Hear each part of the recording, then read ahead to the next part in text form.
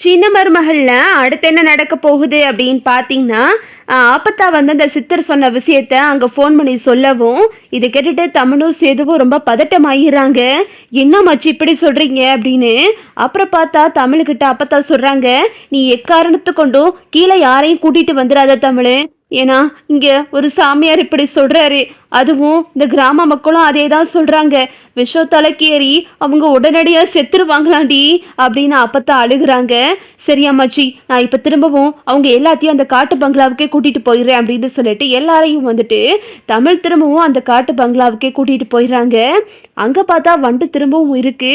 அங்க சேது வந்து தீப்பந்தத்தை வச்சு எல்லா வண்டையும் அடிச்சு விரட்டி எல்லாத்தையும் திரும்பவும் அந்த ரூம்குள்ள வச்சிடுறாரு. அப்புறம் பார்த்தா இப்ப என்னதான் பண்றது அப்படின்னு தமிழும் சேதுவும் யோசிச்சுக்கிட்டு இருக்காங்க. அப்புறம் அங்க உள்ள ஒருத்தர் சொல்றாரு, "இதுக்கு வேற வழியே இல்லாமா, இதுக்கான மாத்து மருந்து ஒரு அடர்ந்த வன காட்டுக்குள்ள ரொம்ப தூரத்துல இருக்குமா. அங்கதான் இந்த குழவைகளோட மொத்த கூட்டமும் இருக்கு. அதுக்கு பக்கத்துல தான் அந்த மாத்து மருந்தும் இருக்கு. அந்த மருந்து எடுக்கிறது அம்பட்டு பெரிய லேசான விஷயம் இல்லம்மா. அந்த மருந்து எடுக்க போனவங்க யாரும் உசுரோட வந்ததாவும் கிடையாது. இப்போ ஃபாரஸ்ட் ஆஃபீஸர் கிட்ட சொன்னாலும் அவங்களால எந்த உதவியும் பண்ண முடியாதுமா" அப்படின்னு அவங்க சொல்லிக்கிட்டு இருக்காங்க. உடனே தமிழ் கேட்குறாங்க, "இல்லைங்க, நான் கண்டிப்பா போய் அந்த மாத்து மருந்தை எடுப்பேன்" அப்படின்னு தமிழ் சொல்லவும், சேது சொல்றாரு, "ஆமா, எங்க இருக்கு அந்த இடம்?" அப்படின்னு சேது வந்து அந்த விஷயத்த கேட்டுக்கிட்டு இருக்காரு. அந்த கிராமத்தாலும் எல்லா விஷயத்தையும் சொல்லவும் தமிழும் சேதுவும் வந்துட்டு அங்கிருந்து கிளம்புறாங்க. சேது சொல்றாரு, "நீ எதுக்கு இங்க இருக்க வேண்டியதானே?" அப்படின்னு. "இல்லை, நீங்க ஒரு ஆளா நான் உங்களை விட மாட்டேங்க, உங்க கூடயே வருவேன்" அப்படின்னு சொல்லிட்டு தமிழும் சேது கூடயே கிளம்புறாங்க. "சின்னம்மா, இவங்க எல்லாத்தையும் நீங்க பாத்துக்கங்க. எதா இருந்தாலும் இங்கே கீழே டாக்டருக்கு ஃபோன் பண்ணி சொல்லுங்கம்மா" அப்படின்னு சொல்லிட்டு சேதுவும் தமிழும் கிளம்பி போறாங்க. ரெண்டு பேரும் ரொம்ப தூரம் போயிட்டாங்க. அங்க பார்த்தா நிறைய சத்தங்கள்லாம் கேட்குது.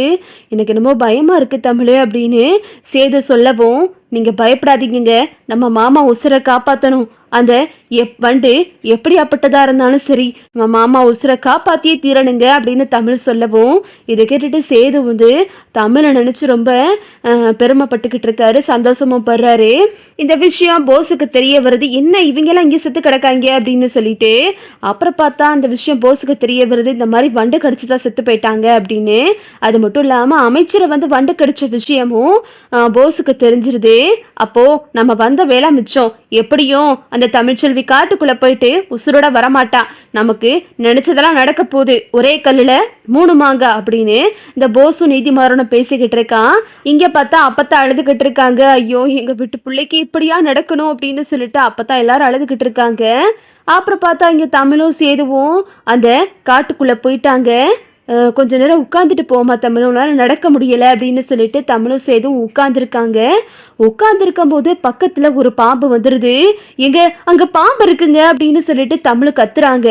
அப்புறம் பார்த்தா சேது வந்து அந்த பாம்பை வந்து தீப்பந்தத்தை வச்சு அங்கிட்டு தள்ளி விட்டுறாரு. அந்த பாம்பு வந்து தீயை பார்த்துட்டு ஓடிடுது. தமிழ் சொல்லலை அப்படின்னா சேது அந்த பாம்பு கொட்டி இருக்கும். தமிழ் வந்து சேதுவோட உசுரை அந்த இடத்துல காப்பாத்திட்டாங்க. அப்புறம் பார்த்தா ரெண்டு பேரும் கொஞ்ச நேரம் உட்காந்துட்டு போய்கிட்டு இருக்காங்க.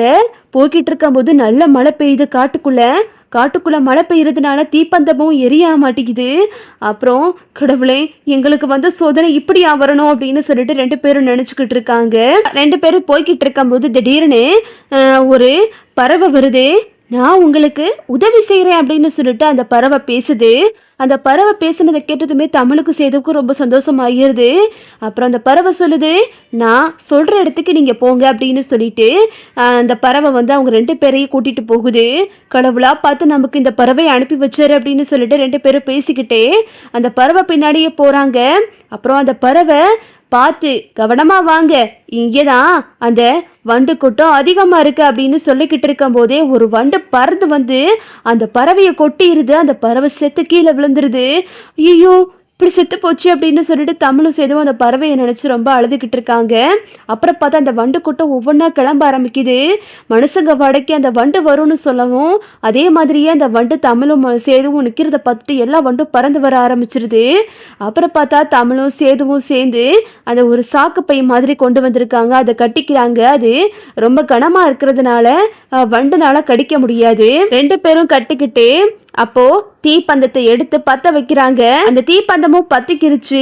கடவுள் புண்ணியத்துல அந்த தீப்பந்தத்தை வச்சு அங்க உள்ள வண்டெல்லாம் எரிச்சிடுறாங்க. அந்த வண்டெல்லாம் ஒட்டு மொத்தமா எரிஞ்சு சாம்பல் ஆகிருது. தமிழும் சேதுவும் கொஞ்ச நேரம் பின்னாடி இருந்துக்கிறாங்க. அப்புறம் பார்த்தா 2 பேரும் திரும்பி பாக்குறாங்க.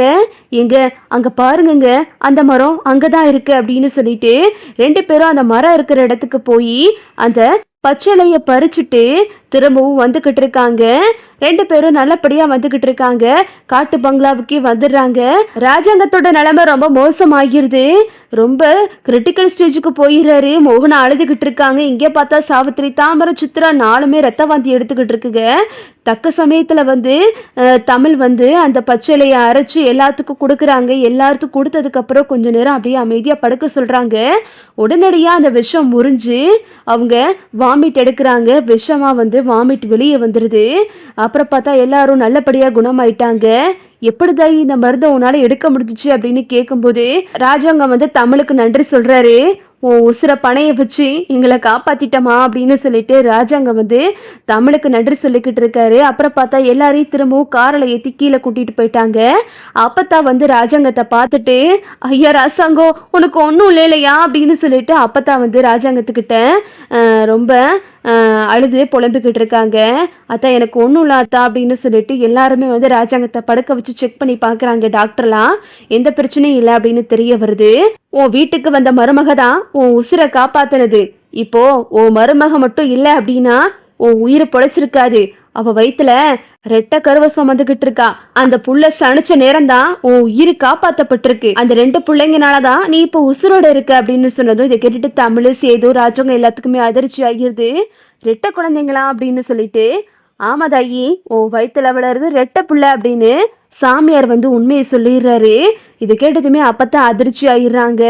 ஆமா தமிழே, உன் வயிற்றுல வளருது ரெட்ட புள்ளதான். இந்த குழந்தைங்களை வச்சுதான் உங்க 2 பேரையும் சேர்த்து வைக்கலான்னு சொல்லிட்டு தான் நான் அந்த உண்மையவே மறைச்சேன் அப்படின்னு அப்பத்தா எல்லாத்தையும் போட்டு உடைச்சிடுறாங்க.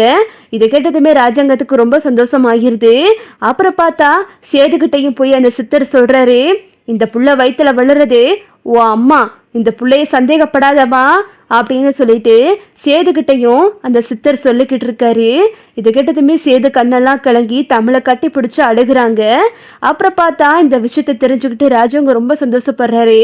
சரி நம்ம உடனடியா தாமதிக்காம இந்த ஊரை விட்டு கிளம்புவோம் அப்படின்னு சொல்லிட்டு எல்லாருமே திரும்பவும் வீட்டுக்கு வந்துடுறாங்க. இதுதான் அடுத்தடுத்து நடக்க போகுது. ஓகே விவோஸ், இந்த வீடியோ உங்களுக்கு பிடிச்சிருந்தா லைக் பண்ணுங்க, ஷேர் பண்ணுங்க, மறக்காம நம்ம சேனலை சப்ஸ்கிரைப் பண்ணிக்கங்க. தேங்க்ஸ் ஃபார் வாட்சிங்.